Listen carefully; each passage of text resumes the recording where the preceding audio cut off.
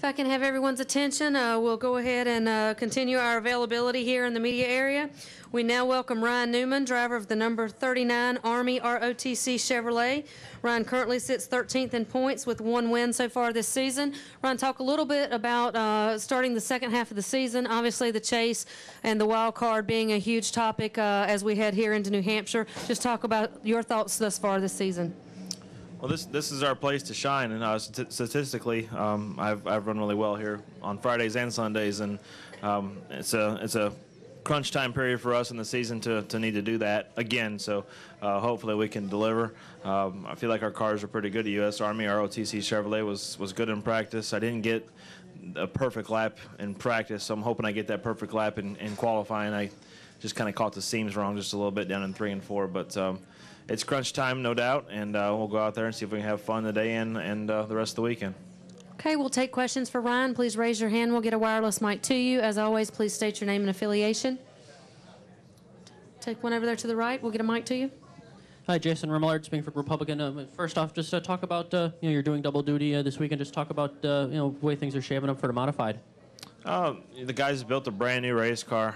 We have aggressive hydraulics and Menards on the car, and really excited. It's so much fun to drive those cars here, and those group of drivers are usually very respectful and a lot of fun to race with. And we've been fortunate enough to win and feel like we have a good car in practice. We'll see how we can qualify this afternoon. Questions for Ryan? Okay, we'll take one right here to your left. Ryan, you're in a position where you can still get in on points. John Williams with the Racing News Network. And yet, another win probably would put you in great shape in terms of the wild card. Do you have a sense as to how you approach these races as we move closer and closer to the chase? Well, we're here to win each and every one of them. There's no doubt about that. I mean, that second win would be huge from a wild card standpoint. I think there's 8 or so races left or something like that. I guess they've said. I don't even keep count. I know that winning is important for our sponsors, winning is important for our team, and it's important from a point standpoint. So we're here to do that. We'd like to be in the top 10 and not have to worry about that. But there's, you look at somebody like Carl Edwards, who's not even in the chase for the championship right now, whether it's a wild card or not, and he tied for the championship last year. So we're in real good bad company. There's a lot of guys that are, very deserving, to be in that top 10 or 12 right around us. So we have to work our tails off.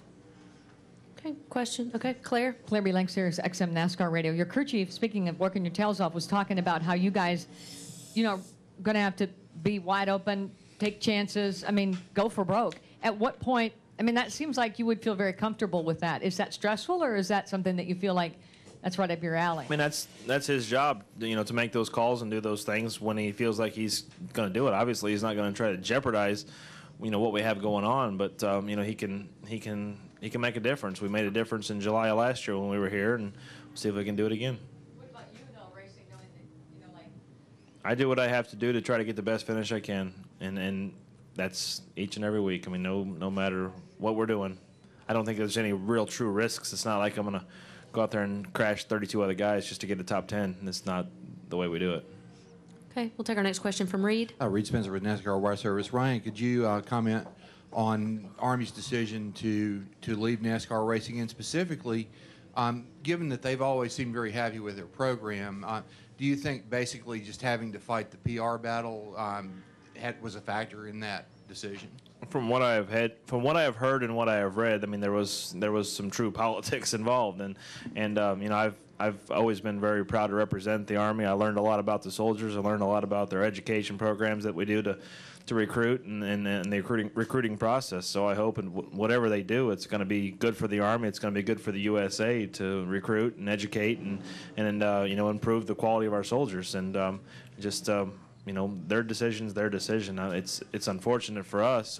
Like I said, I was a proud representative of the name and the people and the colors and everything else. But it seems that time has come and passed. And like I said, I wish them the best. But we're here to win for them this weekend, and we'll do that each and every other time before the end of the season. Okay, we got 2 in the back. Go ahead. Ryan, Rich Thompson, Boston Herald. Just talk about the Stewart-Haas sweep here last year, and for team building purposes.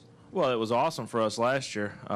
It was a time when Stewart was struggling a little bit too. So, he, you know, to have the 1-2 start and the 1-2 finish, that was awesome. And then for him to back it up and us to win the spring race and him to win the fall race, I wish we could have backed it up and finished at least second in the fall race. But you know, it was an amazing place for us last year at Stewart-Haas, this racetrack here in Loudon, and we'll try to do it again. There's no reason why we can't. Go ahead, Joe. Joe Manzer, NASCAR.com. Ryan, why do you think you guys are so good here, you and Tony? I think our cars are good. There's no doubt. The Hendrick engines. I mean, everything's clicking. I like the track because I think you really kind of have to feel the tires and be on edge. I was thinking about it last week. I think Stewart might have a similar answer in that it kind of reminds us of our old IRP days. This kind of drives like that kind of racetrack where your car's on top of the racetrack and you get everything you can. There's nothing to really make it go any faster. It's not like you're pushing the car into banking harder to make it grip better. There's none of that really to speak of here. So I think just a little bit of our past and a little bit of our team and a little bit of us as far as the way we drive race cars.